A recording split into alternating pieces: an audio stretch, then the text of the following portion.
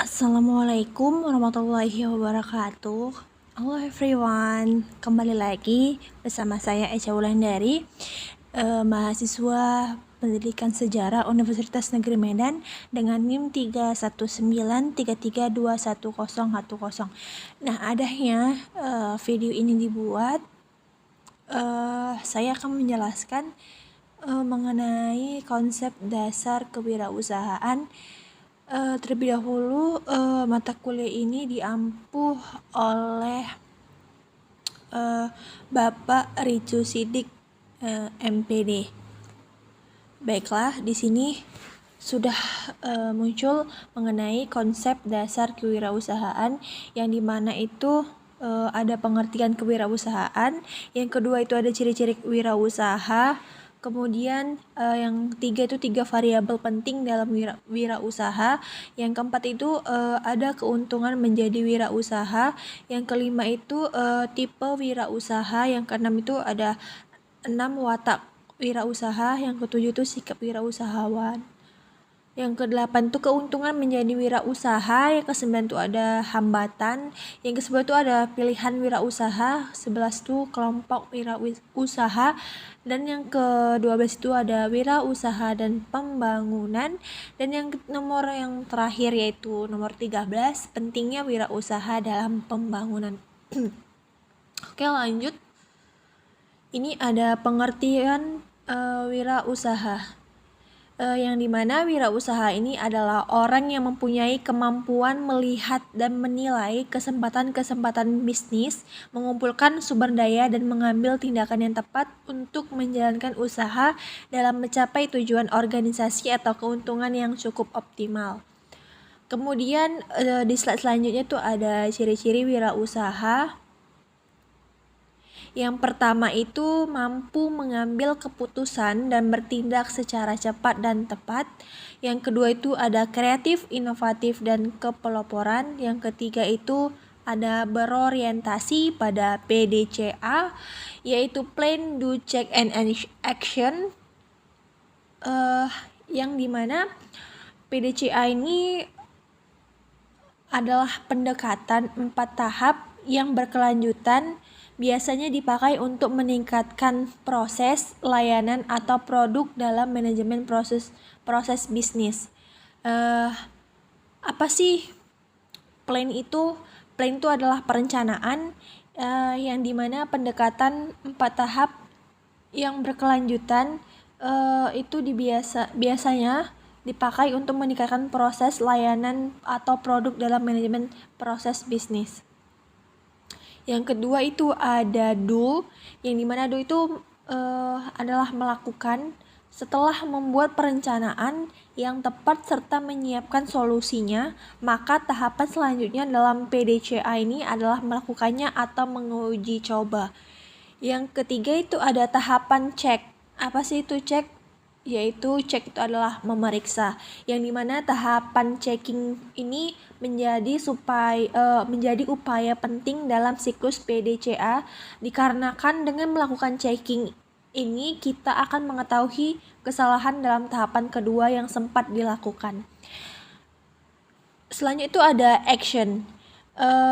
Action ini adalah tindakan yang dimana jika hasil dari peninjauan selama 3 tahap di atas, maka hasilnya cukup cukup memuaskan, maka kalian dapat mengembangkan metode ini untuk terus dilakukan secara berulang. Selanjutnya itu PDCA ini terbagi menjadi 3. Yang pertama itu NATO dengan hasil gosip, konflik, dan edge.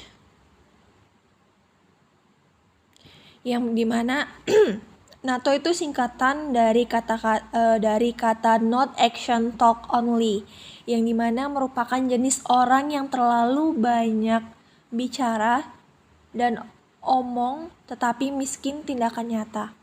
Yang dimana orang-orang yang sering mengumbar janji-janji tetapi tidak pernah diwujudkan itu termasuk ke dalam golongan NATO. Jenis orang NATO ini hanya akan menghasilkan gosip atau konflik sehingga sangat berbahaya dan perlu dihindari. Kemudian ada nado atau dream. Nado ini merupakan singkatan dari kata not action dream only, yang dimana jenis orang ini yang masih agak lebih baik dari NATO, akan tetapi tetap saja tidak berorientasi pada tindakan nyata, dikarenakan waktunya lebih banyak untuk bermimpi, menghayal, dan membayangkan terus masa depan yang indah-indah saja. Jadi kalau kalian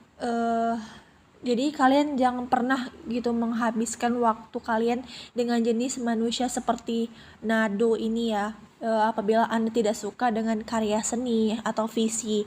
Kemudian itu ada nacho atau konsep, ini singkatan dari kata not action concept only.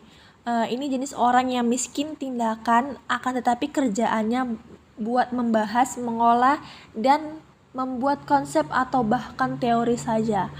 Orang-orang yang termasuk jenis ini adalah para akademisi yang sehari-hari menggunakan logika formal dalam menjalankan tugas pokok dan fungsinya. Oke, selanjutnya itu ada 3 variabel penting dalam diri wirausaha. Yang pertama itu mampu menggunakan pengaruh secara baik. Yang kedua itu adalah mampu menciptakan komunikasi yang jelas dan dapat dipercaya.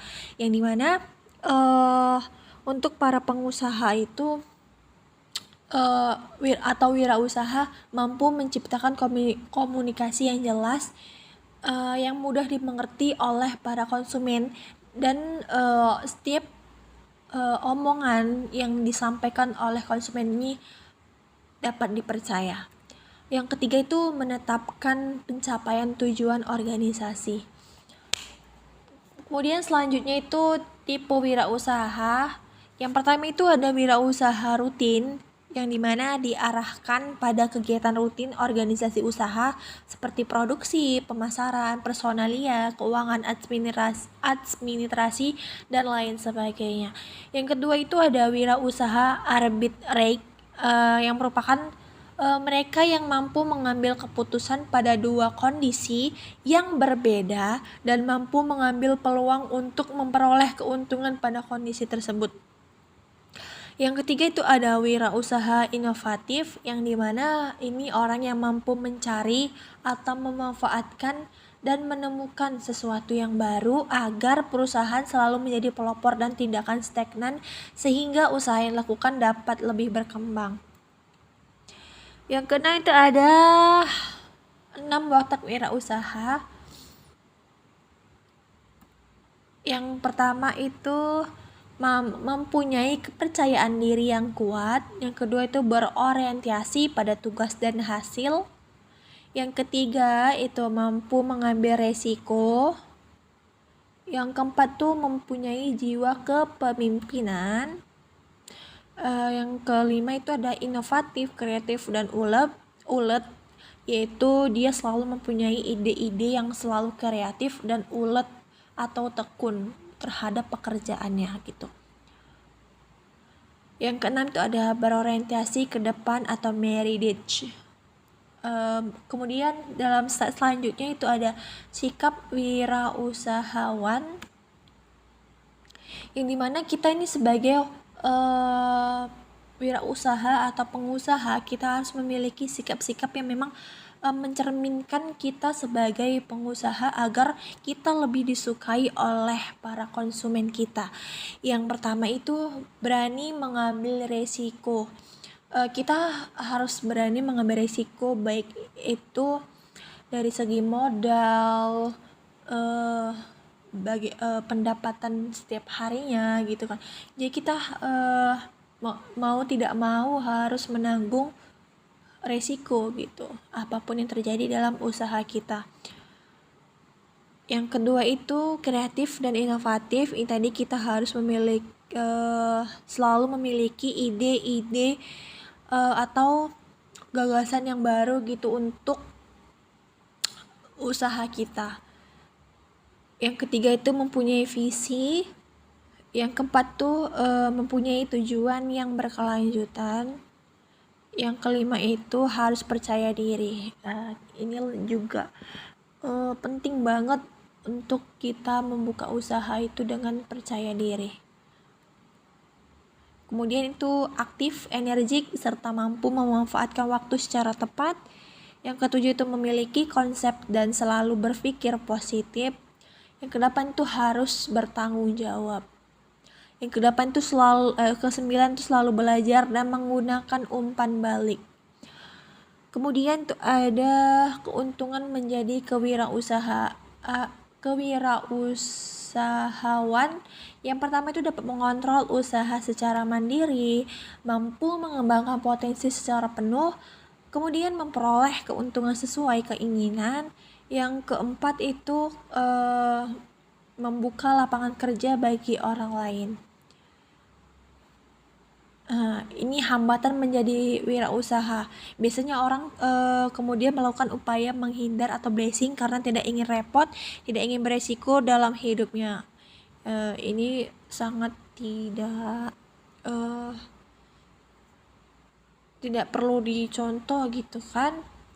Yang pertama itu ada persepsi. Terlalu tua, muda, bingung tempat usaha, bingung produk, tidak punya modal, dan tidak pengalaman. Kemudian ada kreativitas, itu emosi, takut resiko. Nah, ini yang tidak boleh dimiliki oleh pengusaha gitu kan. Banyak orang yang tidak mau mengambil resiko dalam hidupnya. Berbisnis memang penuh dengan resiko, namun resiko tersebut ini dapat diminimalisasi dengan perencanaan-perencanaan yang matang.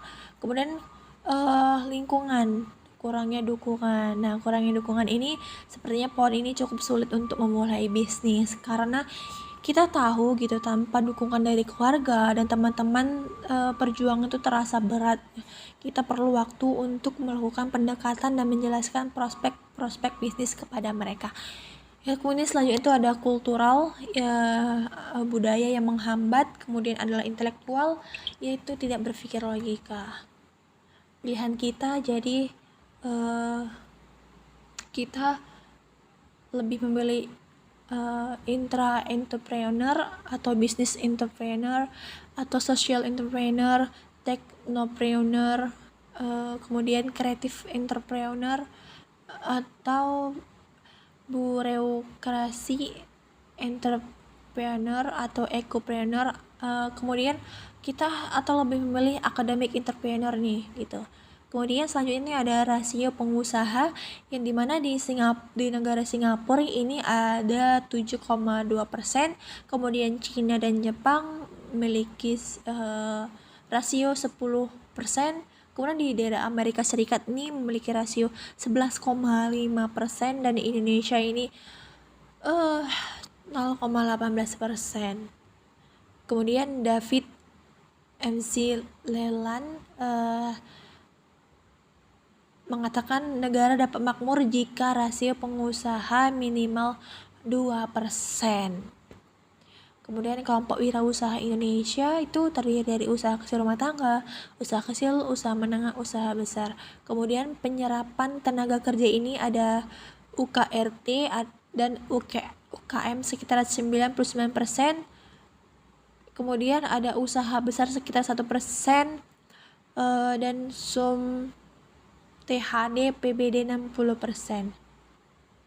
Kemudian selanjutnya ini ada wirausaha dan pembangunan. Suatu bangsa akan berkembang lebih cepat apabila mempercepat wirausaha, memperluas ruang lingkup kemerdekaan ekonomi, dan menciptakan lingkungan yang kondusif. Kemudian pentingnya nih pengembangan kewirausahaan dalam pembangunan, yang dimana ini mendorong pertumbuhan ekonomi dan pembukaan lapangan pekerjaan bagi orang-orang yang ingin membutuhkan pekerjaan. Yang kedua itu meningkatkan kreativitas dan inovasi, peningkatan kualitas kompetisi, kemudian mengurangi ketidakpastian dan meningkatkan kesejahteraan masyarakat, yaitu Kasali pada tahun 2005. Mulailah berubah dalam cara berpikir dan bertindak.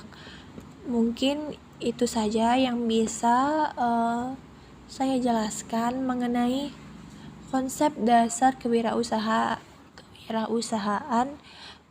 Mungkin ini saja. Saya tutup. Assalamualaikum warahmatullahi wabarakatuh.